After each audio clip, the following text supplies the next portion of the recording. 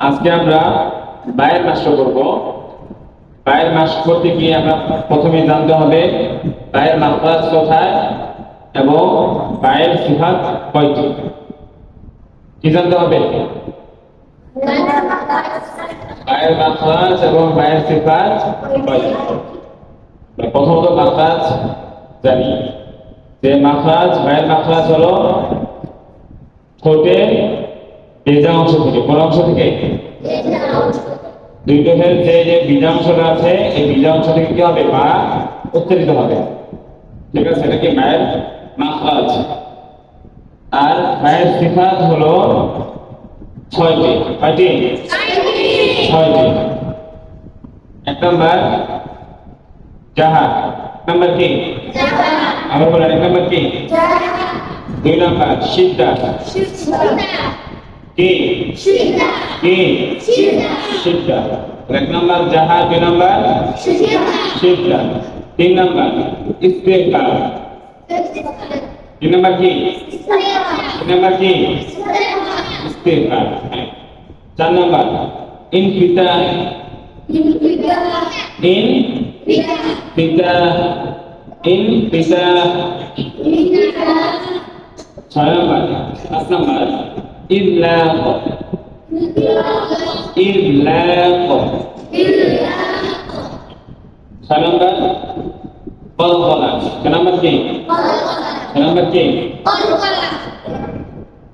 তাহলে এক নম্বরটা বলে এক মুখস্থ করেন নামগুলো। হ্যাঁ, এক নম্বর জাহা,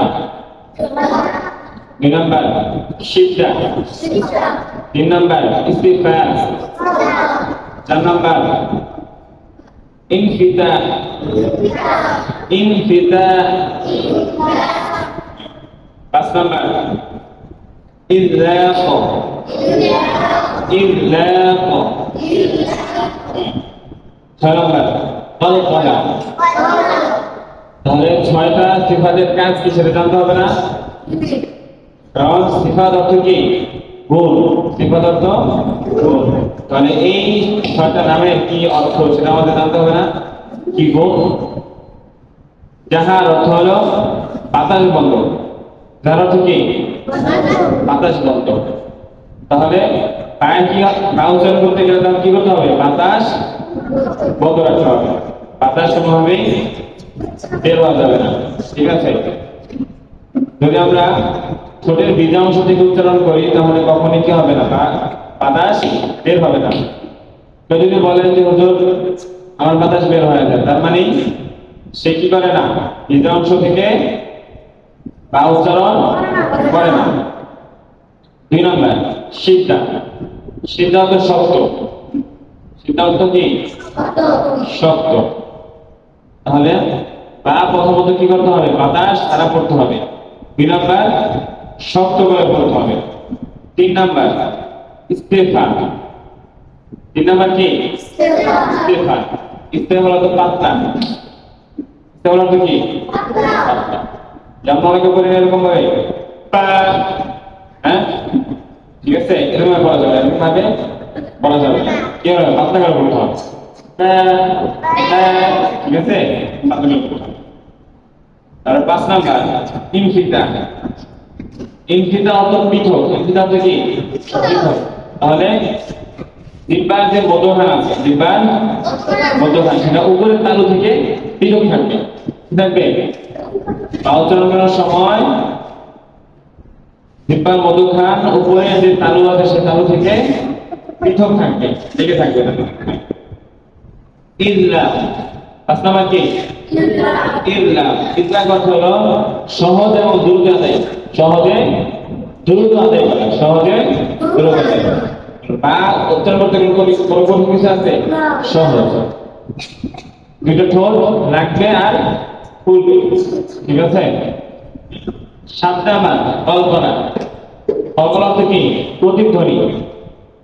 বানা প্রতিধ্বনি হয় না? আবে উবে এবং হয় না? আপো। প্রতিদিন হইল না? তাহলে আমরা বায়ের যে ছয়টা সিফাত আছে, ছয়টা সিফাতের গুণ জানতে পারলাম। এখন সেটা ফিট করতে হবে না? তাহলে মাসকে আসে। আমরা প্রথম কি করছি, বাইরের বাতাস বন্ধ থাকবে জাহাজ। তাহলে বাইরের বাতাস বন্ধ করতে হলে কি করতে হবে, ঠোঁটের বীজাংশ থেকে উচ্চারণ করতে হবে। এবং ব্যা ব্যা ব্যা ব্যা। 2 নম্বর শক্ত করে, হ্যাঁ শক্ত করে, যেন নরম মানে নরম না হয়ে যায়, ঠিক আছে। ব্যা ব্যা। 3 নম্বর পাতলা করে, পা ভারী না, হ্যাঁ পাতলা, ঠিক আছে। ব্যা ব্যা ব্যা। তারপরে 4 নাম্বার হলো জিহ্বার মধ্যখান উপর থেকে তালু থেকে পৃথক থাকবে। তো আপনাদের পাও চালানোর সময় উপর থেকে নাকি জিহ্বার মধ্যখান হ্যাঁ পৃথক থাকতে হবে। ব্যা ব্যা। 5 নাম্বার দ্রুত সহজে দ্রুত আদায় করতে হবে। এরকম আদায় করা যাবে, ধীরে আস্তে ধীরে এরকম, হ্যাঁ কি করতে হবে, দ্রুত সহজে আদায় করতে হবে। ব্যা ব্যা ব্যা ব্যা ব্যা। আর প্রতিধ্বনি কখন হবে, প্রথম দিন হবে যখন যজম হবে, তখন কি হবে, প্রতিধ্বনি হবে, যেমন যজম উচ্চারণ হবে। আদে আদে আদে আদে। ইবে ইবে ইবে। উবে উবে উবে। ব্যা ব্যা।